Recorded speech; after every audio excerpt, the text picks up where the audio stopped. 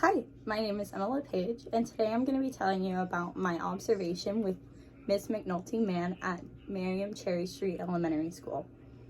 So Cherry Street Elementary School, more commonly referred to as, is a Title I school, and so they allocate grades pre-K through 5th grade.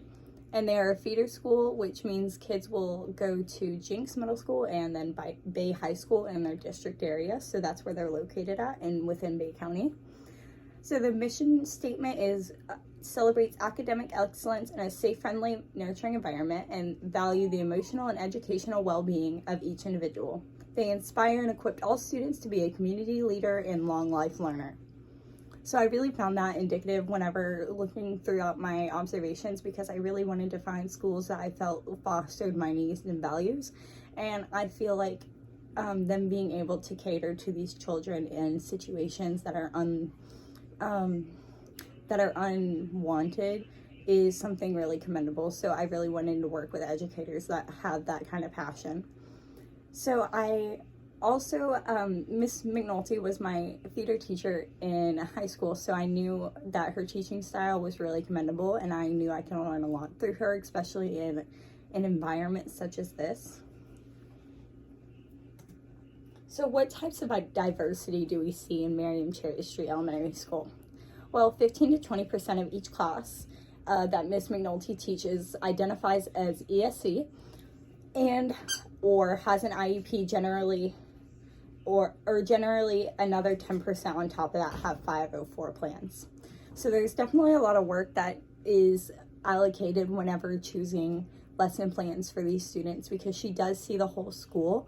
And so whenever she chooses curriculum topics to talk about, she really needs to find lesson plans that fit the needs of every person in that school. So anything that is adaptive and something she can allocate resources for easily is something really crucial in what she teaches.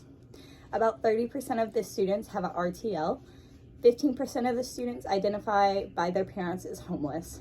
So Maslow's hierarchy of needs states that if children don't have that safe, secure boundary at home and they don't feel like they have their basic needs met, shelter, food, all that such, that just makes a basic human just survive, they aren't being able to follow up on those next steps to succeed in life, so they aren't able to focus so much in school.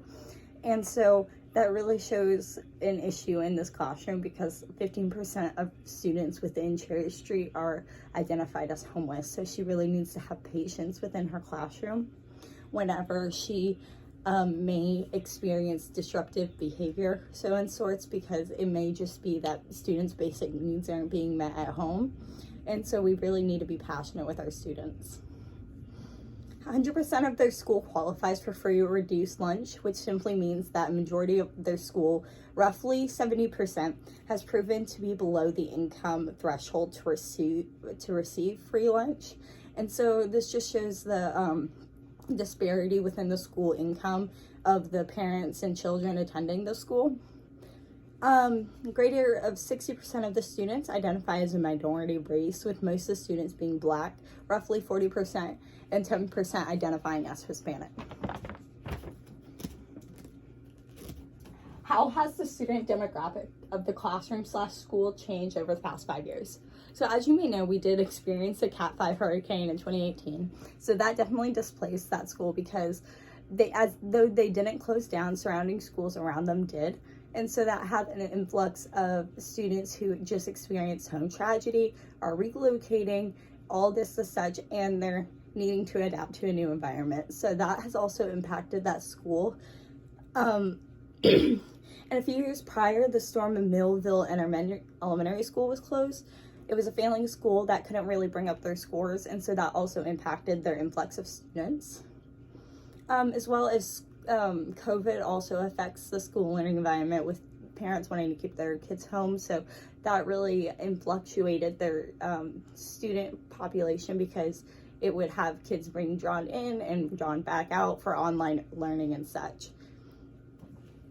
Which diverse student groups are presented in the case study classroom? So Ms. McNulty sees a rotation of kids, so she really deals with every IEP group. However, for my specific case study development, I really wanted to focus on SED students And so what that meant is I really wanted to delve into the statistics of what it meant for the emotionally disturbed students who might not be able to reach those Maslow basic hierarchy of needs expectations. So I wanted to see how that's impacting their focus within the classroom, because there's been so much disturbance within this Title I school as of recently.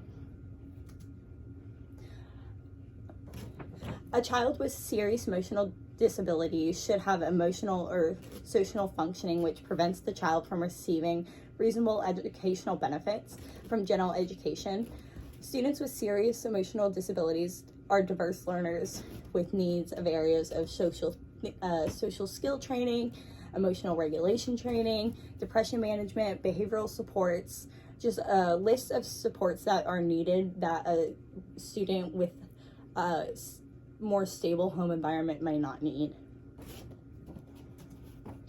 How does this diverse student group present challenges and opportunities in the classroom? Providing appropriate support for students whose backgrounds are not similar to McNulty's. So she really wanted to educate herself first. So that is her number one priority, is making sure she is giving the students as much respect and understanding who they are. So she will take online training courses of learning Spanish, which is a high speaking language of her ELL learners. And so she wants to be able to even basically communicate with them. Even if it is in a few sentences, she wants to have that basic mutual respect with them. And she spends a lot of time introducing a diverse base of historical and cultural figures and works of art that she studies in her classroom, different forms of art. For example, like I was there, one of my observation study would be that we were learning how to make these clay pots, and it was a historical figure to the Native Americans of the Seminole tribe of Florida. And so that really could have resonated with some of the students within the school, because maybe their ancestors are tied to the native tribes of the Seminole people, because they are in the Panhandle. Students with disabilities provide the challenge of meeting their needs simultaneously with the needs of class as a whole and needs of other individuals. And so what she's trying to do is make sure she can gain in these children's attentions and be able to make them excited about learning and be able to give them a third place away from what chaos they could be coming from home, and give them an artistic outlook.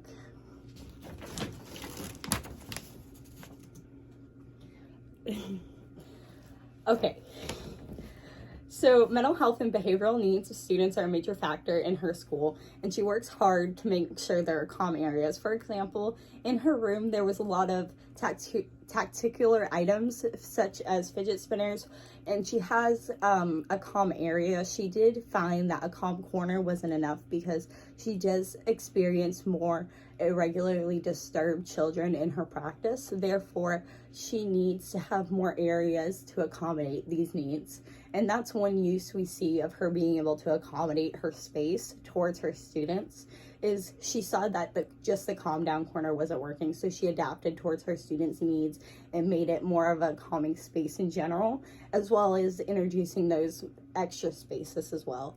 So she wants to give children flexible seating. Like when I was there was tons of flexible seating, and they would be able to sit there no matter what, as long as it wasn't lesson instruction time, because she wanted to make sure she had making them see the lesson board quite well, so that they would get the full grasp of the concept. However, the seats in of itself were stools, so they were allowed to sit however they wanted to, just as sure as it wasn't unsafe.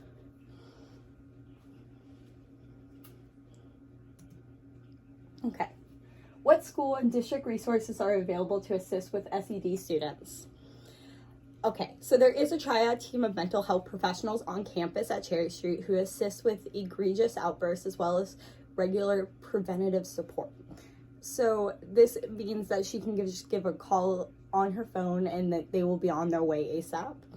Or at any time, if the triad team is not available, a teacher can call the office and have someone sent to their room to help manage a situation if they are unable to continue class due to that disruption. So that gives the teacher space to be able to clear their head after a disruption and be able to like really think about the teacher as well, because in these situations it's not always able, like, clean and cut to be able to go back to teaching after something so disruptive might have happened. You really need to calm yourself and put yourself in that third space as an educator and separate your feelings. Like a student throwing materials, flipping over a table, screaming, refusing to come in and out of the room, harming themselves or others are just a few examples of something that might assist in a triad team. Classroom instructional strategies and resources to meet the needs of selected diverse student groups. Okay, so academic vocabulary language as often as possible broken down. So she wants to make sure that the students are really getting our fundamentals. She's mixed ability grouping and choice seating of grouping, so the students are able to sit with their friends and whatnot. And so they get to have that choice, and that in of itself gives the student confidence in their work because they can be able to consult their peers. Calm areas, we elaborated that previously. Solo studio, singlet seating, because when I was there, I was observing a student really did like to sit by himself, and that's understandable because they're creatively working through themselves, so they may not want to talk. So she gives that option for students. Okay, so for my classroom observations, I spoke of one previously, but being in the top 20% of most diverse schools in Florida, I was able to experience the loving environment it takes to cater to these incredible students. For example, a program they utilize is the Girls Inc. program, as well as they like to provide other clubs for their students, which I thought was very interesting, because to give these students something outside of school to where they can focus their energy and not be able to wrap themselves up in like dysfunction and what might be going on in their home life is something really critical for these students at a young age. It gives them something for a passion, something to work towards. And I just observed that, and I really thought it was neat how even at a young age they're trying to give these kids outlooks for like a bright future or something of their hobbies. Alrighty. And here are my sources. You can't really see it that well, but I'll have them linked as well. Thank you.